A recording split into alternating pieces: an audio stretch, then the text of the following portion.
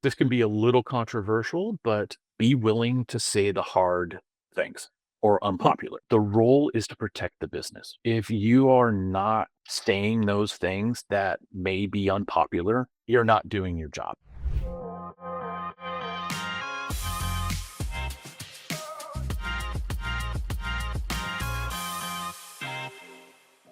Hi, Dennis. Thank you so much for joining us today.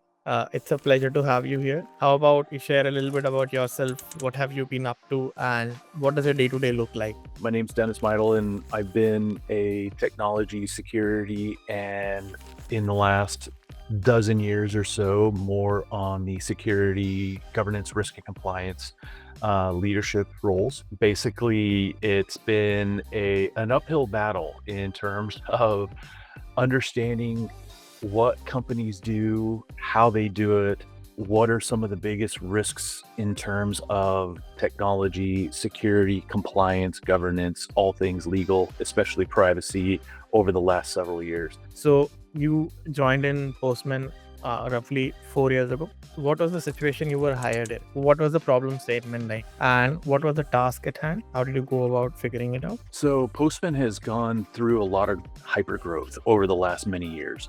The company has increased not only its internal employee base, but really taken a huge foothold and control over the API development landscape. So when I was brought on, it was in some infancy in regards to compliance and risk management and governance, right? The GRC area.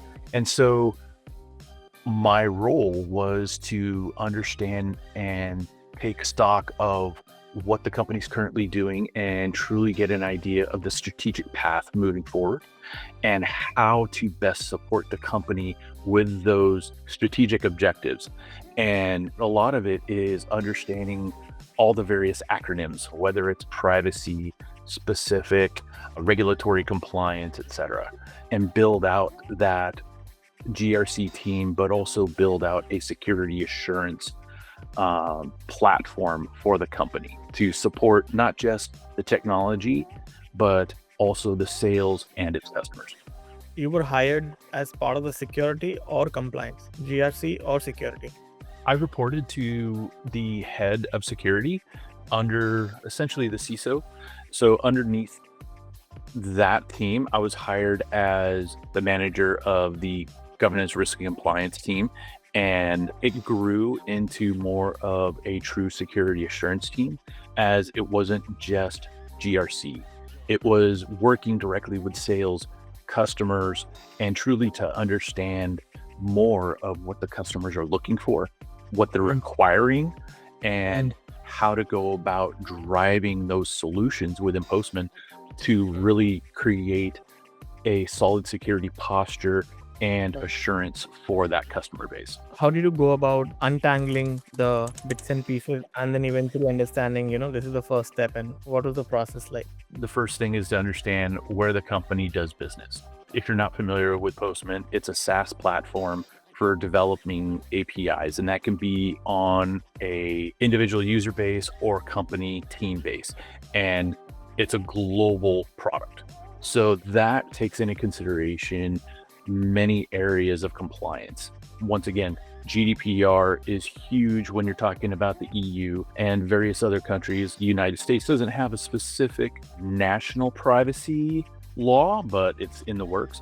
So it's to understand exactly where everything lives. And the biggest thing, which most companies have to account for, and it's the biggest asset, is the data. What data is being collected, how it's being collected, stored, protected, etc.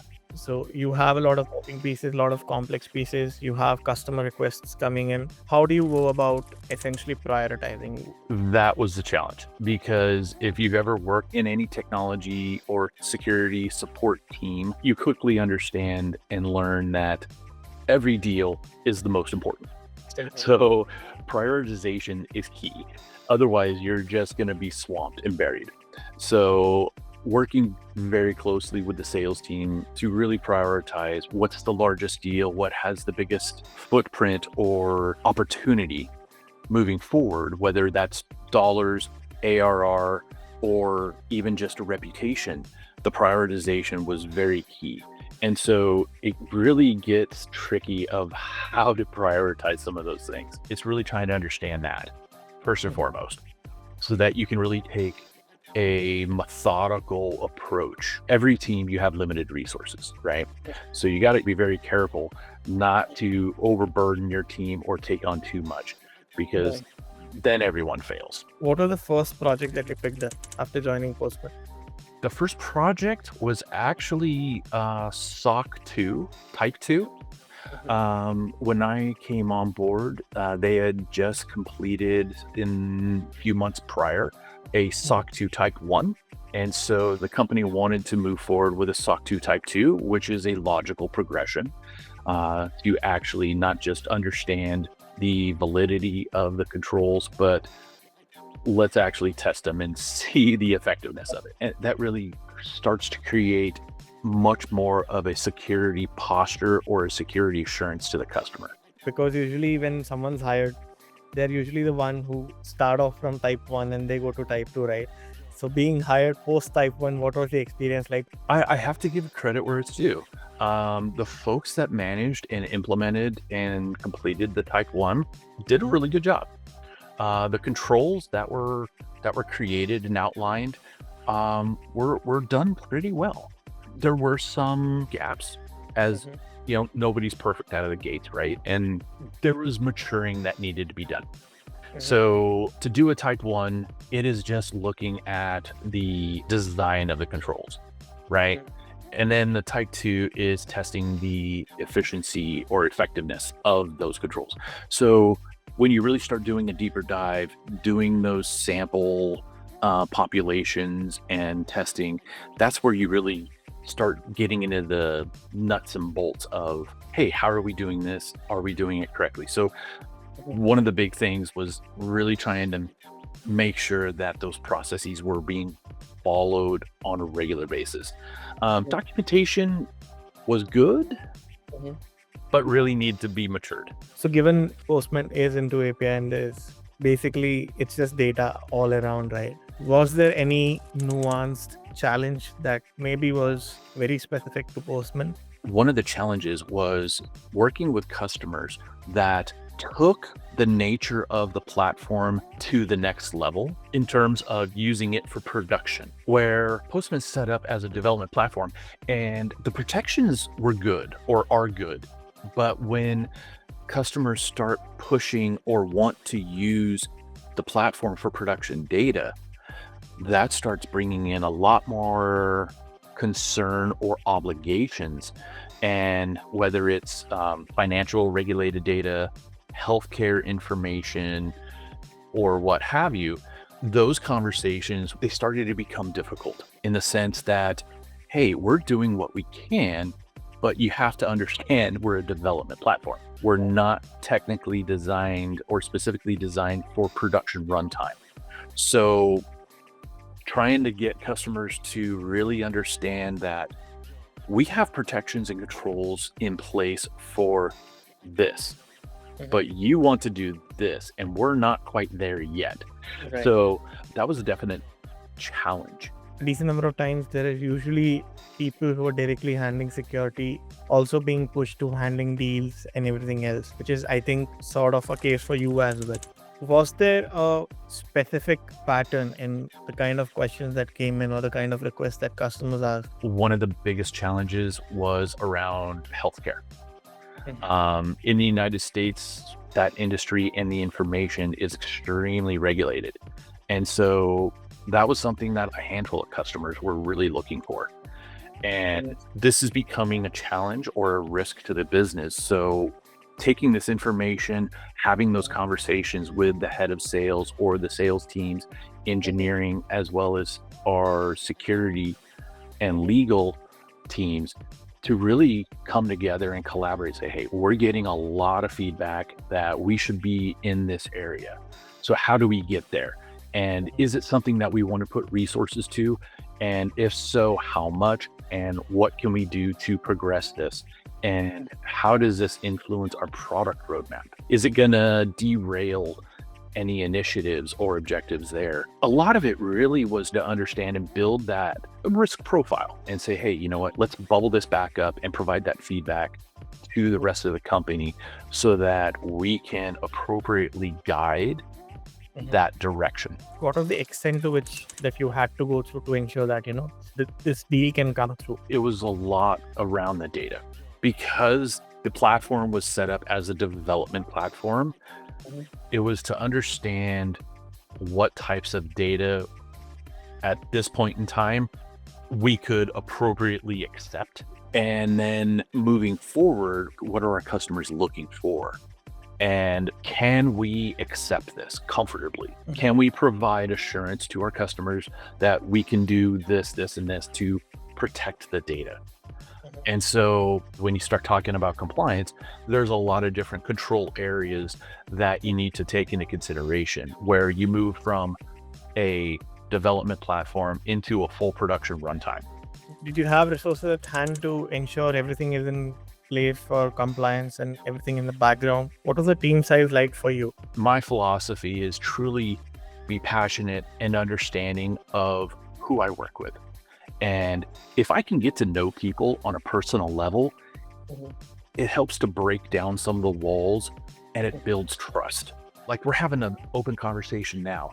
Not everyone is like that. So as a leader, it's important to understand the different types of people and how to interact. And from there, you can understand how to engage with them and how to build them up and what makes them more efficient or try to help them on their career path as best as possible.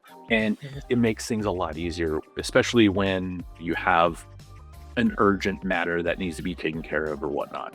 In the 4 years that you spent, were you able to paint the picture that you wanted to, along with customer inputs, to make it more beautiful, or was it something different from what you had expected? I think we made some significant improvements. We got to a much better place. Still some work to be done, but I think I was successful in building a culture of trust and the team of not just very linear minded folks. I always wanted to work with folks that can adapt and not just think in a box, because there really isn't a one size fits all solution, especially when you're talking about compliance. Every company will do things a little differently. That's really key. How many frameworks did you eventually work for and Postman compliant for? There was specific customer audits, and there was a lot of movement on ISO 27001. Didn't quite get there, but that's still in progress, as well as privacy frameworks such as CCPA and GDPR. Right. And all this being managed manually or through some GRC tool? Fairly manual. If you can share 3 learnings that have shaped or influenced the way you approach things now. Try to be creative and truly understand your control owners, your stakeholders, what their pain points are. Communication, collaboration, and building those relationships, I think, is my number one thing. This can be a little controversial, but be willing to say the hard things or unpopular.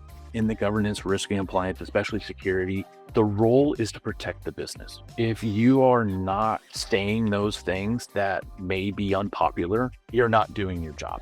And I know that can be scary because a lot of people is like, hey, I don't want to get fired, or I don't want something to come back on me because I'm going against leadership that wants to go this direction. And it's not to say you can't go that direction, but take a step back, understand what that direction is, and say, hey, here are some of the risks that you may encounter if you go that direction. It's about framing that conversation. Don't point fingers and say, no, you're doing it wrong. It's, if you do it that way, here's what may happen. So there's a nuance to that communication, right? The third one, I think, is be humble.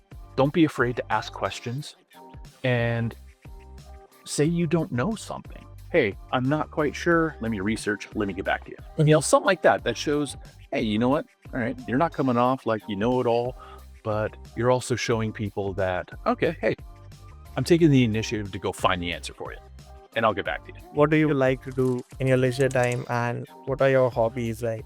Don't hold this one against me, but my kids got me into Pokemon Go. Are you still playing it?